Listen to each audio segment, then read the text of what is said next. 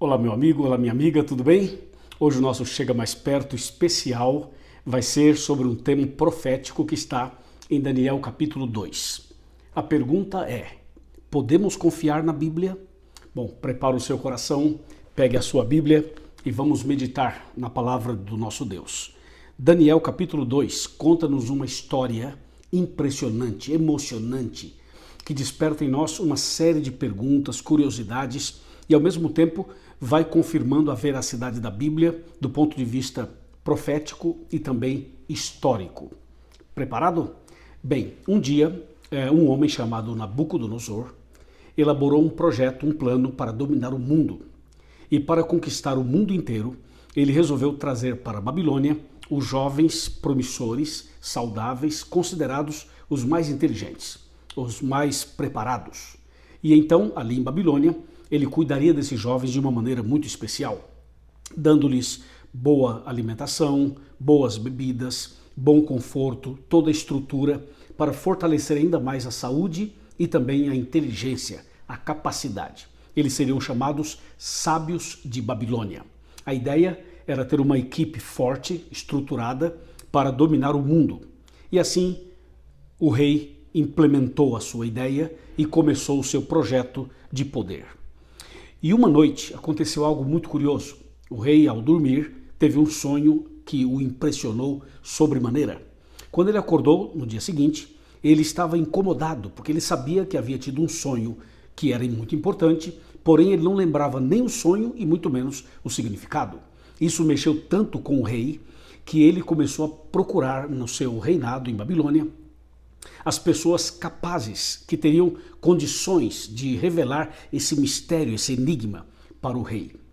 O que é curioso é que ele não lembrava nem o sonho e muito menos o significado, mas ele sabia que o sonho era muito, muito importante. E aí então ele manda chamar as pessoas que seriam consideradas capazes. E quando ele chama as pessoas, ele busca os feiticeiros, os necromantes, os cartomantes, os adivinhos, aquelas pessoas que estavam ali justamente para esse tipo de atividade. Essas pessoas chegaram até o rei e perguntaram ao rei: Rei, você sonhou com o quê? Conta-nos o sonho e nós daremos a interpretação. Essa foi uma artimanha, uma estratégia. Na verdade, o que eles queriam? Eles queriam que o rei contasse o sonho e eles inventariam uma interpretação. Porque, na verdade, o futuro pertence a Deus e, na verdade, essas pessoas que dizem adivinhar o futuro, a coisa não funciona exatamente assim, não funciona bem assim. E o rei falou: eu não sei o que eu sonhei. E por isso vocês estão aqui. Eu não sei o que eu sonhei e vocês têm que me dizer o que eu sonhei. E quando as pessoas foram chegando e o rei foi pressionando, descobriu-se então que ninguém sabia nada. O rei ficou furioso e disse: como pode? Vocês estão aqui contratados, trabalham para mim, para resolver estes enigmas e vocês não são capazes. Quer saber de uma coisa? Eu vou mandar matar todos os sábios de Babilônia. E deu ordem para matar todos os sábios. O encarregado do serviço, o encarregado de executar essa ordem, então saiu para matar os sábios. E curiosamente, na hora de matar, ele foi primeiro a Daniel e aos seus amigos. Daniel, Sadraque, Mesaque e Abednego. O que chama atenção nesse detalhe é que na hora de consultar para saber o significado, para saber o sonho, Daniel e os seus amigos não foram consultados. Mas na hora de matar os sábios, Daniel e os seus amigos foram buscados, foram os primeiros a serem, então, de alguma maneira, localizados para serem mortos. É importante destacar aqui que entre os jovens sábios de Babilônia estavam Daniel, Sadraque, Mesaque e Abednego, 4 jovens tementes a Deus, servos do Altíssimo. E na hora de matar os sábios, os primeiros que eles buscaram foram exatamente esses, Daniel e os seus amigos.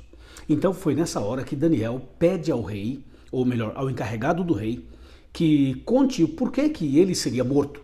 E o encarregado explica o que aconteceu. Então Daniel fala assim: mas espera um pouquinho, não é justo que vocês matem a mim, nem os meus amigos e nem os demais, sem que me concedam um tempo. Eu preciso que me dê um tempo.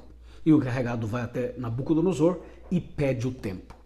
O tempo é concedido, ele volta e diz: Daniel, você tem um tempo.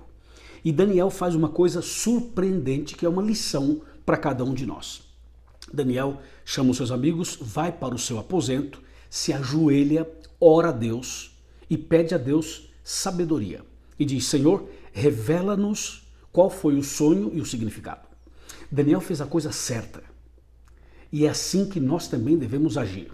Quando tem uma dúvida, quando você tem uma questão que não está clara, quando você tem que tomar uma decisão, quando você está num beco sem saída, numa situação bastante complexa, bastante delicada, ou numa outra situação qualquer, o primeiro a fazer é buscar a Deus, é abrir o coração e contar para Deus exatamente o que está acontecendo e pedir sabedoria, orientação e direcionamento dos céus. E foi isso que Daniel e os seus amigos fizeram. E aconteceu algo extraordinário. Em um daqueles momentos de oração, Deus deu a Daniel uma visão. E na visão mostrou a Daniel o que o rei havia sonhado e o seu significado. Então Daniel chama o encarregado do rei e conta que Deus havia falado com ele, ele tinha a resposta para o rei. E o encarregado, feliz da vida, leva Daniel diante do rei. E acontece algo tremendo. Veja o que diz Daniel 2, versículo 28, quando Daniel chega diante do rei. Fala assim: mas há um Deus nos céus. Deixa eu voltar um pouquinho para o verso 27, para ficar mais claro. Daniel 2, 27. Fala assim: respondeu Daniel na presença do rei: o mistério que o rei exige, nem encantadores, nem magos, nem astrólogos, nem um deles podem revelar ao rei. Mas há um Deus no céu, o qual revela os mistérios, pois fez saber ao rei Nabucodonosor o que há de ser nos últimos dias. O teu sonho e as visões da tua cabeça, quando estavas no teu leito, são estas. E aí, então, Daniel começa a dizer para o rei qual era o sonho. E aí, então, o rei se impressiona, porque veja o verso 31, Daniel 2, 31. Daniel fala assim: tu, ó rei, estavas vendo, e eis aqui uma grande estátua. Quando Daniel diz, eis uma grande estátua, o rei fala: opa, foi exatamente isso que eu sonhei. Então Daniel ia revelando e o rei ia lembrando paulatinamente, pouco a pouco, à medida que Daniel revelava. Vamos de novo, Daniel 2, 31. Tu, ó rei, estavas vendo, e eis aqui uma grande estátua. Esta que era imensa e de extraordinário esplendor. Estava em pé diante de ti, e a sua aparência era terrível. E o rei dizia assim: isso, foi exatamente isso que eu sonhei. Aí o verso 32 diz assim, Daniel fala para ele ainda: a cabeça da estátua era de ouro fino, ou de fino ouro, o peito e os braços de prata, o ventre e os quadris de bronze, as pernas de ferro e os pés em parte de ferro e em parte de barro. E o rei dizia assim: isso, exatamente isso. E o verso 34 diz: e quando estavas olhando, uma pedra foi cortada sem auxílio de mãos e feriu a estátua nos pés, de ferro e também de barro, e os esmiuçou. O rei diz assim: exatamente, Daniel, foi isso que eu sonhei, exatamente. Aí Daniel continua falando, agora vamos para o versículo 36. Este é o sonho, rei, e também a sua interpretação diremos ao rei. 37. Tu, ó rei, rei de reis, a quem o Deus do céu conferiu o reino, o poder e a força e a glória. 38. A cujas mãos foram entregues os filhos dos homens, onde quer que eles habitem, e os animais do campo e as aves do céu, para que dominasse sobre todos eles. E aí vem, tu és a cabeça de ouro. Aí começa a revelação. Percebe que Daniel diz o sonho e já emenda com a revelação, com o significado. Então ele fala assim no verso 38, na última parte: tu és a cabeça de ouro. Aí o 39 diz: depois de ti se levantará outro reino inferior ao teu, e o terceiro reino depois de bronze, o qual terá domínio sobre toda a terra. 40. O quarto reino será forte como ferro, pois o ferro a tudo quebra e esmiuça, e como o ferro quebra todas as coisas, assim ele fará em pedaços e esmiuçará. Impressionante, você vê que Daniel diz o sonho e também diz o significado do sonho. O rei fica impressionado com tudo isso que estava acontecendo e confirmou exatamente aquilo que Daniel havia dito. Meu amigo e minha amiga, quando Deus mostrou esse sonho ao rei Nabucodonosor e quando Deus revelou isso a Daniel, você sabe, Babilônia estava num projeto de poder, mas Deus revelou a história do mundo inteiro exatamente nesse sonho. E depois a Daniel através de uma visão. E aí Daniel deixa bem claro que a estátua tinha 4 partes: a cabeça de ouro, o peito e os braços de prata, o ventre de bronze, as pernas de ferro e os pés de ferro e barro. Então Daniel diz assim: olha aqui, rei, a cabeça de ouro é você, é Babilônia. Mas depois de você virá um outro império de prata, que é o Império Medo-Persa.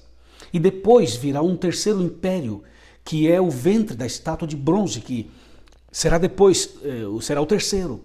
E depois virá um quarto reino, que será de ferro, como as pernas da estátua. E depois do quarto reino, os reinos serão divididos. Você percebe que isso é algo tão profundo que vem a confirmar a veracidade das profecias bíblicas, da palavra de Deus. E de fato, tudo isso que aconteceu aqui no sonho e na revelação para Daniel se cumpriu e a história confirma isso. Por exemplo, Babilônia dominou o mundo durante um bom tempo, do ano 606 ao ano 539 a.C., através de Nabucodonosor. Depois apareceu o Império Medo-Persa, de Ciro e Dario, que dominou depois de Babilônia, que foi a partir do ano 539 ao ano 331 a.C. Depois veio o Império Grego, representado pelo ventre da estátua de bronze, que dominou o mundo de 331 a 168 a.C. E depois veio o quarto império, o Império Romano, que dominou logo depois da Grécia, do ano 168 a.C. até o ano 476 depois de Cristo. Assim, as quatro partes da estátua representavam quatro impérios, quatro nações, que dominaram o mundo numa sucessão. E de fato isso aconteceu. Babilônia com Nabucodonosor, Medo-Persa com Ciro e Dario, a Grécia com Alexandre o Grande e Roma com os Césares. E aí no sonho e também na revelação, você lembra que uma pedra foi lançada nos pés da estátua e destruiu toda a estátua. Essa pedra, de acordo com a Bíblia, é um símbolo de Cristo Jesus. Jesus é a pedra de esquina, Jesus é a rocha eterna, Jesus é a pedra angular. E essa pedra lançada significa a volta de Cristo. Cristo vai voltar. E o interessante é que a pedra bate nos pés da estátua, não bate na cabeça, nem no peito, nem no ventre e nem nas pernas, mostrando que a volta de Cristo não seria no tempo de Babilônia, nem do Império Medo-Persa, nem da Grécia, nem de Roma. A volta de Cristo seria na época dos reinos divididos. E nós estamos agora vivendo a época dos reinos divididos, exatamente agora. Agora cada país tem as suas leis, tem as suas regras, tem a sua diplomacia, tem o seu sistema de governo. Nós estamos agora vivendo em reinos divididos. Por quê? Porque Babilônia já passou, o Império Medo-Persa também, a Grécia também e Roma também. E agora estamos exatamente nos pés da estátua, mostrando exatamente que a Bíblia é de confiança. Ela realmente fala e as coisas se cumprem, acontecem. Portanto, nós estamos hoje num tempo final da história. Estamos nos pés da estátua, no finalzinho da história. Muito em breve, Jesus vai voltar. E os reinos desse mundo passarão, os poderes passarão, os domínios passarão, a política passará, todo o poder vai passar. E o que chama a nossa atenção é que na volta de Cristo será estabelecido o reino de Deus, o reino eterno, como está no Pai Nosso, que diz: Pai Nosso que estás nos céus, santificado seja o teu nome, venha o teu reino. O reino de Deus vai ser implementado em breve, quando Cristo voltar.